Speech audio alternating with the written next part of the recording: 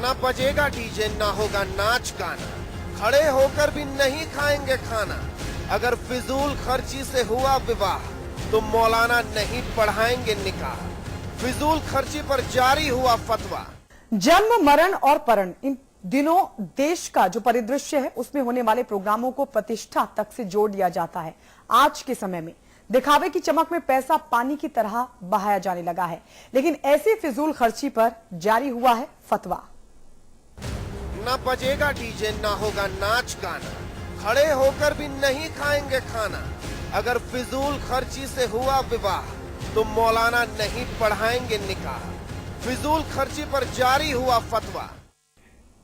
जी हां, फिजूल खर्ची पर जारी हुआ है फतवा। दरअसल बरेली के विश्व प्रसिद्ध दरगाह आला हजरत से शादियों में फिजूल खर्ची रोकने के लिए फतवा जारी हुआ है कि शादियों में अगर फिजूल खर्ची होगी तो मुफ्ती या मौलाना निकाह ना पढ़ाएं।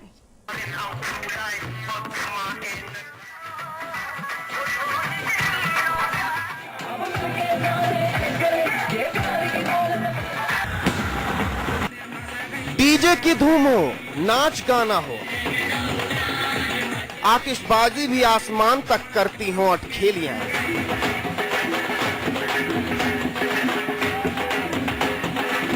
बैंड बाजे से निकले बारात, शादी हो भी तो ऐसी कि किसी और की ना हुई हो। ऐसा लगता है जैसे कोई फैशन बन गया है शादियों में फिजूल खर्ची, क्योंकि सादगी तो समय के साये में सिमट कर ही रह गई है। वो बात अलग है कि दिख जाए गरीब और गुर्बत की गलियों में। वहीं बरेली की विश्व प्रसिद्ध आला हजरत की दरगाह से शादियों में फिजूल खर्ची पर जारी हुआ है फतवा कि अगर फिजूल खर्ची से हुआ विवाह तो मौलाना नहीं पढ़ाएंगे निकाह।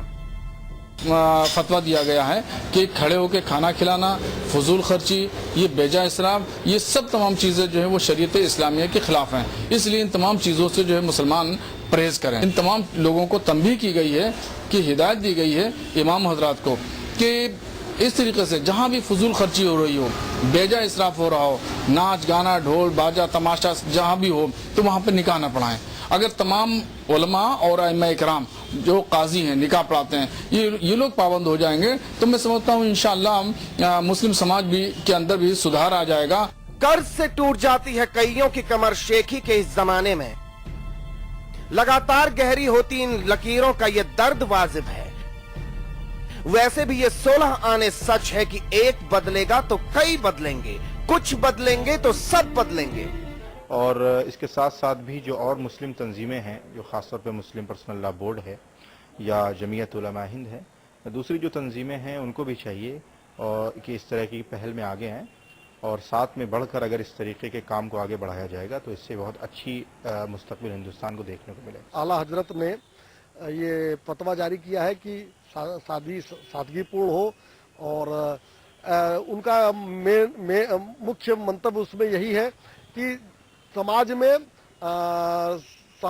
सामाजिक समरसता बने और बड़े ऊंचे का भेद मिटे। तो निश्चित रूप से इस तरह की कोई भी बात, चाहे जिस भी धर्म का आदमी हो, चाहे जिस जाति का आदमी हो, अगर वो बात करता है तो स्वागत योग्य है। ये एक प्रगतिशील कदम है, समाज सुधार का कदम है, इसका स्वागत किया जाना चाहिए। बहरहाल ये प्रतिष्ठा की प्रतिस्पर्धा नहीं तो और क्या है। सिलसिला चल ही रहा है शिद्दत से शोशेबाजी का। ऐसे में सुकून ही देता है शादियों में फिजूल खर्ची पर दरगाह का फतवा, क्योंकि कुरीतियां कोड़ ही बन जाती हैं बेलगाम होने के बाद। ब्यूरो रिपोर्ट के साथ साजिद अली, समाचार प्लस। जी हां, तमाम तरह के आए दिन जारी होने वाले फतवों में एक और फतवा जारी हुआ है शादियों में फिजूल खर्च को लेकर। लेकिन सवाल ये उठ रहा है कि इस फतवे से समाज पर क्या फर्क पड़ेगा। हमारे साथ सभी खास मेहमान जुड़ चुके हैं। बीजेपी के नेता मोहसिन रजा हमारे साथ हैं, समाजवादी पार्टी के नेता केसी जैन हमारे साथ जुड़ चुके हैं। इसके अलावा हमारे मैनेजिंग एडिटर अमिताभ अग्निहोत्री जी भी हमारे साथ जुड़ चुके हैं। सबसे पहले मोहसिन रजा साहब, आपके पास इस फतवे को किस तरीके से देखते हैं आप? देखिए, जहां तक फतवे की बात है, ठीक है, उन्होंने उनका अपना ख्याल, उन्होंने जो कुछ भी बात कही है, लेकिन जो चीजें हो रही हैं इसको आप भी समझें, अमिताभ जी बैठे हैं, जमीर से रोका जा सकता है। कोई भी गलत चीज को हमारा जमीर गवाही ना दे तो सही बात है, लेकिन अगर आपका जमीर ही गवाही नहीं देता तो आप चाहे लाख फतवे जारी करिए, उससे कुछ होना नहीं है। ये हर इंसान को, मुझे नहीं लगता कि कोई मुसलमान ऐसा हो शायद उसको शरिया ना पता हो। ये आज आज अगर मान लीजिए वहां से आला हजरत से फतवा जारी हो रहा है, तो ये चीजें तो आम तौर से हर एक को पता है कि नाच गाना, डीजे बजाना, फजूल खर्ची करना, हमें तो नहीं लगता, हमें लगता सभी किसी भी धर्म में इस चीज की इजाजत नहीं होगी। खाली एक अगर हम मुसलमानों की बात करें तो ये ठीक ना होगा। अगर आप कहीं पर भी जाएं तो फजूल खर्ची सभी जगह रोकी जाती है।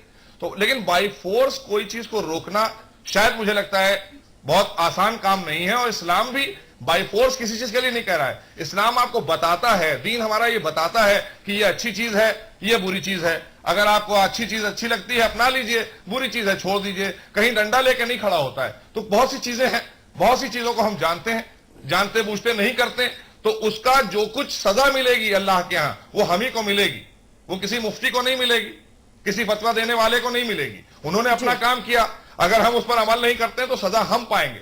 लिहाजा हमें नहीं लगता कि इससे हमें अपने आप को टटोलने की जरूरत है, अपने जमीर को जगाने की जरूरत है। हम अगर अपने जमीर को जगा ले जाएं कि फजूल खर्ची कहीं पर किसी भी हाल में बेहतर नहीं है, क्योंकि आपके साथ और भी तमाम समाज के लोग जुड़े हैं। अगर वही पैसा हम उन पर खर्च कर दें, किसी गरीब पर खर्चा कर दें, ठीक है, बेशक हम अपनी बेटी की शादी में या बेटे की शादी में बहुत कुछ करना चाहते हैं, बड़े अरमान है हमारे, तो और तरीकों से अरमान निकाले जा सकते हैं। आप गरीबों को खाना खिलाइए, गरीबों की शादियां कराइए, तमाम तरीके हो सकते हैं। मुझे लगता है शायद ये बहुत ज्यादा अच्छा दिन होगा। ठीक है केसी जैन साहब, हालांकि फतवा शब्द अपने आप में ही एक विवाद क्रिएट करता है, लेकिन अब जो जारी हुआ है फतवा वो शादियों में फिजूल खर्च को लेकर हुआ है। शादियों में फिजूल खर्च होता है तो वहां पर निकाह पढ़ाने के लिए मुफ्ती मौलाना नहीं जाएंगे। सवाल ये उठ रहा है कि इस फतवे से समाज पर क्या फर्क पड़ेगा। देखिए बहुत सारे फतवे आए हैं। मोहसिन जी आपसे नहीं, केसी जैन साहब से, केसी जैन साहब से। अच्छा जैन साहब, देखिए गायत्री जी, कि अगर एक तरीके से देखा जाए तो एक अच्छी शुरुआत है और एक इसमें कहीं पे कोई बुराई नहीं है, लेकिन जो चीज इसमें है कि एक जबरन तो किसी पे कोई चीज नहीं थोपी जा सकती है और सब लोग स्वतंत्र हैं, लेकिन कुछ चीजें ऐसी हैं कि जहाँ पे थोड़ा सा दबाव बनाने की आवश्यकता होती है और उसके बाद में उस तरीके से अच्छे काम होते हैं। फिजूल खर्ची की जहाँ तक बात है तो आपके चैनल के द्वारा भी ये दीपावली का भी संदेश दिया जाता है कि पटाखे न जलाएं और अतिरिक्त प्रदूषण होता है, पटाखों से बचें, और जो पैसा है इसको आप गरीबों में उस तरीके से लोगों में खर्च करें। इस तरीके के संदेश पहुंचाए जाते हैं लगातार मीडिया के द्वारा और जो समाज के जागरूक लोग उनके द्वारा, समाज सेवियों को द्वारा, और उसका फर्क भी पड़ता है। ऐसा नहीं कि उसका फर्क नहीं पड़ता है, उसका फर्क भी पड़ता है। तो ये जो फतवा जारी हुआ है और जो ये बात जिस तरीके से रखी गई है, ये है कि कहीं पे थोड़ा सा लचीलापन जरूर होना चाहिए, लेकिन अगर इस तरीके से पैसा बचता है और वो किसी के काम आता है, और आप देखिए होटलों में भी लिखा होता है, जहां पे हम अच्छा पैसा दे करके खाना खाते हैं वहां भी लिखा होता है कि आप उतना ही ले जितना आपको खाना हो, बर्बादी मत करें। तो ये फिजूल खर्ची, बर्बादी पे रोक लगनी चाहिए और ये जागरूकता स्वयं में होनी चाहिए। अगर स्वयं में जागरूकता नहीं है तो कहीं ना कहीं समाज में एक दबाव बनाने का काम किया जा रहा है। फिर क्या होता है कि लोग नकल भी करते हैं समाज में। अगर इस तरीके से फिजूल खर्ची रुकेगी तो उसको लोग फॉलो भी करेंगे आगे। तो ये कहीं पे कोई इस तरीके से बहुत ज्यादा कुछ गलत नहीं है, लेकिन एक जो है जिम्मेदारी पूर्वक आदमी को स्वतः इस चीज में होना चाहिए। बहुत ज्यादा जबरन नहीं हो सकता है ये सब चीजें, लेकिन इसमें लचीलापन के साथ अगर ये फतवा है तो इसमें कोई बुराई हमें नहीं नजर आती है। लेकिन कहीं ना कहीं कोई रोक तो लगानी होगी। लचीलापन दिया जाएगा तो लोग मनमर्जी करेंगे। अमिताभ जी, फतवे को किस तरीके से देखते हैं? नहीं देखिए, मैं समझ ही नहीं पाया। मोहसिन रजा साहब की बात तो मैं कतई नहीं समझा, केसी जैन साहब की बात आधी समझ पाया। इसमें किसने कहा कि डंडेबाजी होगी? किसी ने बोला क्या ऐसा? नहीं ना। फिर ये बोलने की क्या जरूरत? बहुत फतवे आए और चले गए। किसी अच्छी चीज का स्वागत करना भी सीख लीजिए। इतनी सलाहियत तो हम लोगों में होनी चाहिए ना। उत्तर प्रदेश ने अभी एक विवाह देखा था, कितना धन संपदा का अपव्यय हुआ, उसमें किसी को बताने की जरूरत है? मोहसिन रजा पता नहीं कहां ले गए बहस को, या तो सवाल एंकर हमारी नहीं उनको समझा पाई। मैंने विषय इसलिए नहीं लाया, आला हजरत से जो बात आई है उस बात को मैं सैल्यूट करता हूं। वो कहीं से आती मैं सैल्यूट करता। इससे अच्छा कुछ नहीं हो सकता कि निकाह पढ़ाने वाले लोग ये प्रतिबंध आयत कर दे कि भाई नहीं, आप फिजूल खर्ची करोगे तो हम नहीं आएंगे। मैं एक उदाहरण देता हूं। हमारे साथ मौलाना यासूब अब्बास जुड़ गए हैं, बड़े काबिल दोस्त हैं हमारे। एक सर्वे में पढ़ रहा था, केसी जैन समझे और मोहसिन रजा खासतौर पे समझे, एक दुनिया भर में आजा बजा किस्म के सर्वे हो रहे हैं जो हम लोगों की आंख खोलते हैं। एक सर्वे हुआ जिसमें टेंटेटिव है, प्रामाणिक तो हो नहीं सकता क्योंकि साइंस नहीं है, सर्वे विज्ञान नहीं है। 2 = 2 2 + 2 = 4 तो हो नहीं सकता। उन्होंने कहा कि भारत में 112, यासूब साहब, भारत में 112 धर्म गुरु ऐसे हैं, सारे रिलीजन्स को मिला के 112 प्रोमिनेंट पॉलिटिकल पर्सनालिटीज हैं जो हिंदुस्तान की 39 करोड़ पॉपुलेशन पर सीधा असर रखती है। कितना? लगभग 40 करोड़ आबादी पर सीधा असर रखती है 112 रिलीजियस पर्सनालिटीज जी।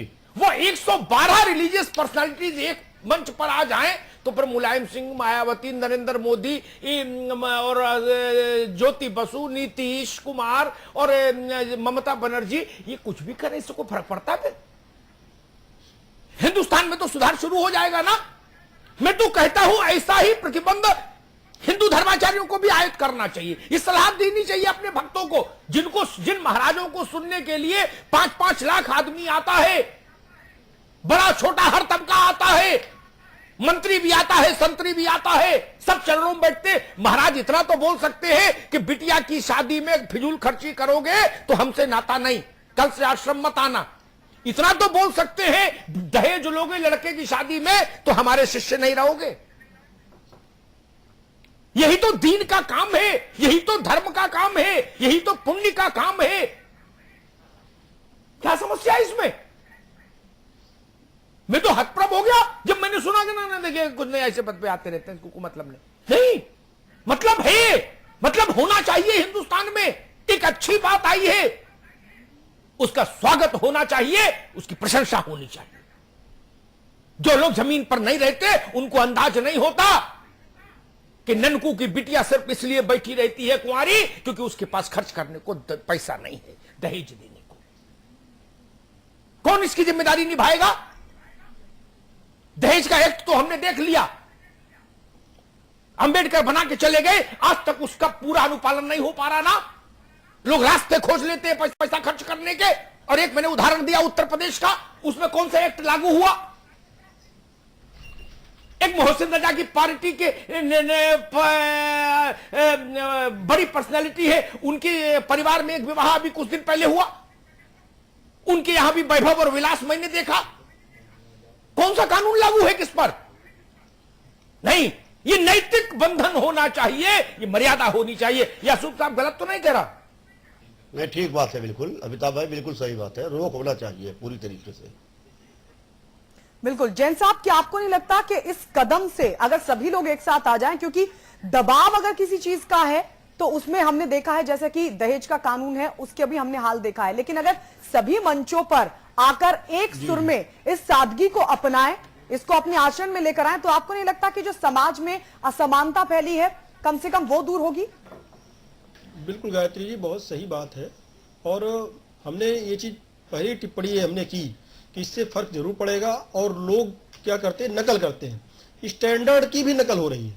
जो अमिताभ जी ने जो बात रखी कि तमाम परिवारों में शादियां इसलिए नहीं हो पाती हैं क्योंकि वो अच्छा खर्च नहीं कर सकते हैं शादी मैनेज करने में, अच्छा जो है दिखावा नहीं कर सकते हैं, अच्छा बड़ा बैंड बाजा नहीं कर सकते हैं, बड़ा टेंट नहीं कर सकते हैं, बड़े गेस्ट हाउस में शादी नहीं कर सकते हैं। तो ये जो कंपटीशन है कि आपसे मैं बेहतर कर रहा हूं, ये कंपटीशन कोई अच्छी चीज नहीं है।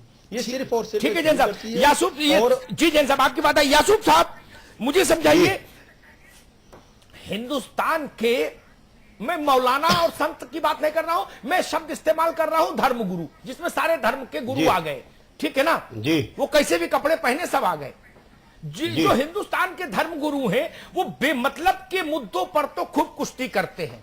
लड़की जींस पहने कि नहीं पहने, आओ 2-2 हाथ कर ले, ठीक। लड़का मोबाइल रखे कि नहीं रखे, धत्तेरे की मचाओ, साईं बाबा की मूर्ति रहेगी कि नहीं रहेगी, हाहाकार मचाओ, मारो काटो। नॉनसेंस इशू जो हैं, नॉन एग्जिस्टिंग इश्यूज जो हैं, उन पर तो खूब करते हैं। लेकिन जो बुनियादी सवाल है जिसमें एक को आज एड्रेस किया है आला हजरत की दरगाह ने, ऐसे सवाल, सैकड़ों सवाल है, पर्यावरण है, प्रदूषण है, कन्या भ्रूण हत्या है, दहेज है, तमाम मसले हैं। क्या अपने अपने डिसाइपल्स को, अपने अपने अनुयायियों को हम ये बता नहीं सकते कि भाई मेरे से जुड़ने की यही शर्त है? अब्बास साहब, देखिए अमिताभ जी, ये बहुत अच्छा फतवा है और इसका वेलकम करना चाहिए जी। अमिताभ जी, जितना मैं फतवे का विरोध करता हूं शायद हिंदुस्तान में कोई दूसरा विरोध मुझे नहीं मालूम करता है, मुझे मालूम है, मगर मैं आज इस फतवे का स्वागत इसलिए कर रहा हूं कि ये अच्छा फतवा है। और मैं आपको बताऊं कि हमारे यहाँ फिक़े जाफरी में जो शादियां होती थी, बहुत सी उसके अंदर नाच गाना वगैरह या म्यूजिक वगैरह होती थी, तो जितने भी उलमा थे उन्होंने मिलकर तय किया कि हम निकाह नहीं पढ़ेंगे अगर से कहीं के ऊपर नाच गाना होता है या वहां के ऊपर ऐसा होता है जो शरा के खिलाफ है, शरई काम होंगे तो हम निकाह नहीं पढ़ेंगे। तो अब मैं जितनी भी शादियों में जाता हूं अपनी कम्युनिटी की, फिक़े जाफरी शिया कम्युनिटी की, तो मैं आपको बताऊं वहां के ऊपर कहीं के ऊपर कोई नाच गाना, कोई डीजे, कोई म्यूजिक नहीं होती है। और मुसलमानों को क्या, हर इंसान को, प्रॉफिट मोहम्मद जो थे खाली मुसलमानों के नहीं थे बल्कि वो तमाम इंसानों के थे। और धर्म गुरुओं ने, मौलवी मुल्लाओं ने उनको खाली इस्लाम की तरफ कैद करके रख दिया है। उन्होंने अपनी बेटी की शादी किस तरीके से की? जब हजरत अली अलैहिस्सलाम ने पैगाम लेके गए तो उन्होंने हजरत अली से पूछा, जो उनके चचाजाद भाई थे, उनके कजन थे, या अली तुम्हारे पास क्या है? तो उन्होंने कहा, या रसूलुल्लाह मेरे पास एक ज़िरा है, एक घोड़ा है, एक तलवार है। तो उन्होंने कहा, घोड़ा जरूरी है तुम्हारे लिए, तुम मैदानों में जाते हो, तुम्हारे काम आता है, तलवार भी जरूरी है, तुम धर्म युद्ध पे जाते हो, जिहाद करने जाते हो अल्लाह की राह में, मगर ज़िरा बेकार है, ज़िरा अगर जरूरी नहीं है उसकी तो तुम अपना इंतजाम करो मेहर का। तो हजरत अली अलैहिस्सलाम ने वो ज़िरा बेची और बेचने के बाद उसके जितना अमाउंट था 500 दिरहम थे, 500 दिरहम में वो ज़िरा बिकी। तो वो ला के उन्होंने प्रॉफिट मोहम्मद के हाथ में रखी।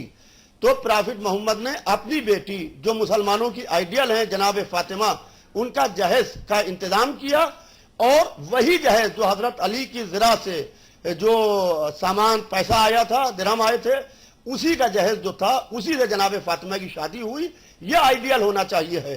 मगर बड़े अफसोस की बात है कि जिसके 4 लड़के हैं वो तो सीना ताने हुए चल रहा है और जिसकी 4 लड़कियां हैं जैसे लग रहा है उसको 4 बार फांसी की सजा हुई है। बड़े अफसोस की बात है। अगर से आदमी इस्लाम को माने, प्रॉफिट ऑफ मोहम्मद को माने, जनाब फातिमा को माने। यासूब साहब, ठीक है, आपकी बात बिल्कुल ठीक है। मैं सवाल थोड़ा दूसरी जमीन पर ले जा रहा था इस बहस को, क्योंकि ये बहुत माइन्यूट बात है, ये छोटे समय में सिमटेगी नहीं, आधे घंटे का वक्त है। मैं सिर्फ कहना ये चाह रहा था, हर आदमी, बड़े से बड़ा आदमी हिंदुस्तान में किसी मजहब का हो, वो किसी न किसी धर्म गुरु से कहीं ना कहीं डायरेक्टली इनडायरेक्टली अलाइंड है, जुड़ा रहता है। किसी आश्रम में जा रहा, आप कहिए तो मैं सारे नेताओं की वंशावली बता दूं, सारे नेताओं, उनसे बड़ा आदमी तो कोई नहीं धरती पर नेताओं से।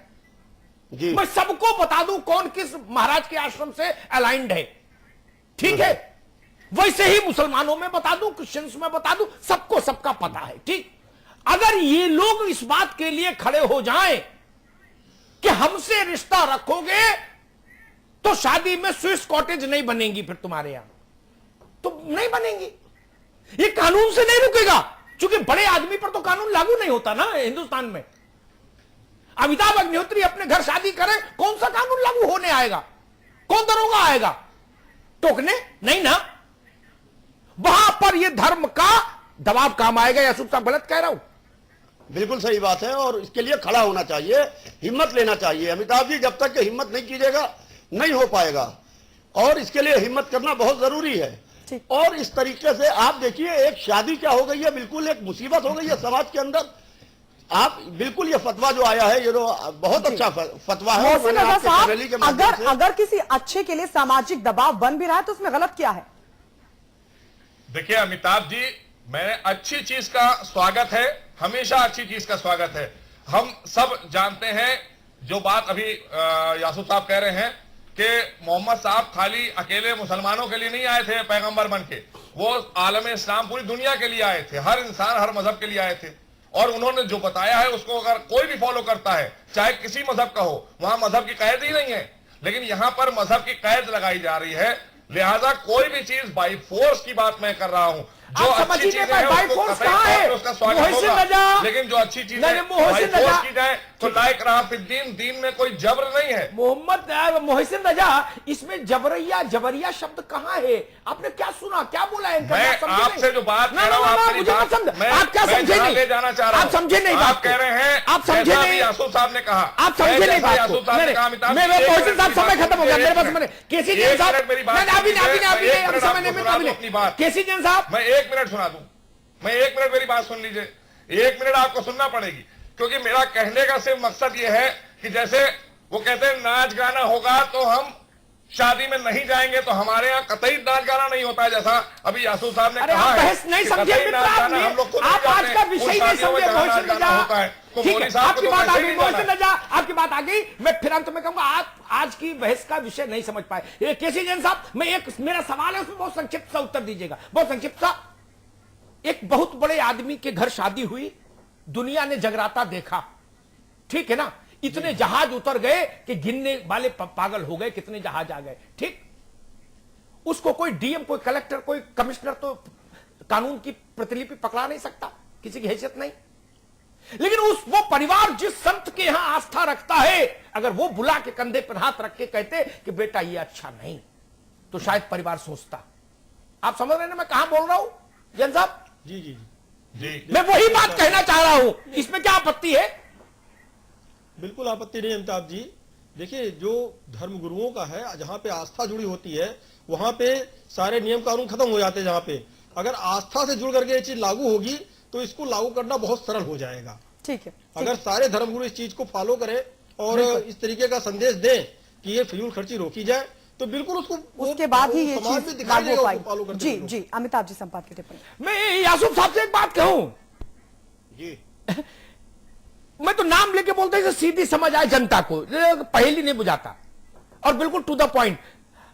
अगर अंबानी परिवार को कोई राजनेता तो समझा नहीं सकता यूसुफ भाई, नहीं ना? भारत के किसी राजनेता में तो इतनी हैसियत नहीं, वो खुद इतना बड़ा परिवार है, और ना कोई मुंसिफ मजिस्ट्रेट उसके खिलाफ आसानी से स्ट्रक्चर पास कर देगा, ठीक है ना? प्रैक्टिकल बात समझो, ठीक है? लेकिन मुरारी बापू और रमेश भाई ओझा अगर कोई बात बोलेंगे तो पूरी रात सोचेगा अंबानी परिवार, पूरी रात सोचेगा। ये नैतिक सत्ता है मुरारी बापू की, रमेश भाई ओझा की, मेरा देखा हुआ है, सुना सुनाई बात नहीं बोलता। आप समझ रहे हैं मेरी बात? ये महत्वपूर्ण है।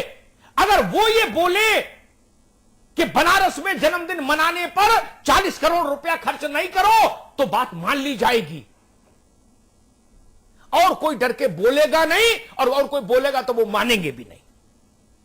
इसलिए मुझे जरूरत है धर्मगुरुओं की, इसलिए मुझे आला हजरत के इस फतवे पर आनंद है, मैं सैल्यूट करता हूं, सलाम करता हूं। इसलिए एक और नाम ले दूं, आज की तारीख में किसी प्रदेश का मुख्यमंत्री या देश का प्रधानमंत्री ये चाह ले कि मुझे हजारों करोड़ रुपए खर्च करके एक कार्यक्रम करना है पारिवारिक, कोई रोक सकता है क्या? नगर निगम के बाबू की हैसियत है उसको रोकने की? कानून तो नगर निगम के बाबू को हैसियत देता है, उसकी औकात है, कौन रोकेगा? लेकिन जिस संत में, जिस मौलाना में, जिस फकीर में, जिस औलिया में उसकी आस्था है, ये इस हिंदुस्तान की तासीर को लोग नहीं समझते, वो नासमझ हैं। जिन्ने इलाही अकबर भी कहीं जाके सिर झुकाता था तो सलीम चिश्ती की दरगाह पे झुकाता था ना, वो सिलसिला आज भी है। मुझे एक बड़ा आदमी बता दीजिए जो कहीं ना कहीं जाके मत्था नहीं झुकाता है। लेकिन जिन जगहों पर मत्था झुकता है, मैं एक उदाहरण और देता हूं, शायद केसी जी ने देखा होगा, ऋषिकेश में चिदानंद जी महाराज हैं, परमार्थ आश्रम वाले, देश के कम से कम 70% राजनेता उनके यहां जाते हैं गंगा आरती में और चरण छूते हैं। वो कोई बात कहे तो उसका वजन होगा ना, वो बोलते नहीं लोग, यही तो मेरी पीड़ा है। वो धर्माचार्य बोलते नहीं, और बोलते हैं तो ऐसे विषयों पर बोलते हैं जिससे समाज का सीधा कोई लाभ नहीं। इसकी मूर्ति हटा दो, इसकी मूर्ति लगा दो, इसको मोबाइल मत दो, इसको ये कपड़ा नहीं पहनाओ, इन बातों का अर्थ नहीं। ये बड़े सवाल हैं जिन पर आज शुरुआत हुई है। मैं चाहूंगा इस शुरुआत को हिंदू धर्माचार्य गति दे, इस शुरुआत को सिखिज्म से जुड़े जो ग्रंथी हैं वो गति दे, हमारे पादरी गति दे, बौद्ध भिक्षु गति दे, हर समाज के धर्माचार्य इसको गति दे। एक नैतिक संहिता जो बनती है, जिसको हम लोग वो के बोले एक मॉरल कोड ऑफ कंडक्ट जिसको बोले, वो कानूनी नहीं है, वो नैतिक सत्ता है। बाप के पास भी मोहसिन रजा कानून का अधिकार नहीं होता। अमेरिका में बेटे को डांटने पर बाप जेल चला जाता है, पता है आपको? लेकिन हिंदुस्तान में नैतिक सत्ता होती है बाप की। मां की भी नैतिक सत्ता ही होती है यासूफ साहब। मां के पास भी कोई इंडियन पेनल कोड का अधिकार नहीं होता बेटे के कान खींचने का। ये नैतिक सत्ता होती है। उस नैतिक सत्ता का इस्तेमाल अगर धर्मगुरु करते हैं तो इस देश में बदलाव आ सकता है, आएगा। लेकिन अगर ऐसे विषयों पर धर्माचार्य उलझे रहेंगे जो समाज में टकराव पैदा करें, कौन कितने बच्चे पैदा करे, इस समस्या में अगर धर्माचार्य जूझेंगे तो हिंदुस्तान का भला नहीं होगा। आज मैंने जानबूझ के राजनीतिक खबरों को किनारे करके यासूफ साहब ये विषय उठाया। मुझे लगा कि नहीं, ये एक नई किरण फूटी है बरेली से, इस किरण का स्वागत करना चाहिए, हाथ खोलकर स्वागत करना चाहिए, दिल खोलकर स्वागत करना चाहिए। बहुत दिनों बाद कोई ऐसी चीज मेरे कान में पड़ी जिसके पीछे फतवा भी लगा हो और खूबसूरत भी हो। अन्यथा तो बहुत कड़वी कड़वी बातें भी आई हैं। इसलिए मैं स्वागत करने आया हूं। मैं चाहता हूं पूरा देश इस चीज का स्वागत करे, पूरी मानवता इस चीज का स्वागत करे और बाकी धर्मों के गुरु भी, आचार्य भी इस रास्ते चले, क्योंकि राजनेता और कचहरियों से समाज कभी नहीं बदलता, न बदलता है, न राजनेताओं से न अदालतों से। समाज बदलेगा तो अपने नायकों से बदलेगा। अदालतों से बदलना होता तो कब का बदल गया होता। बहुत बहुत धन्यवाद। बहुत बहुत शुक्रिया आप सभी का हमारे साथ जुड़ने के लिए। मोहसिन रजा साहब आपका, जैन साहब आपका, यासूफ अब्बास जी आपका भी बहुत बहुत शुक्रिया। अमिताभ जी हमारे साथ बने रहेंगे।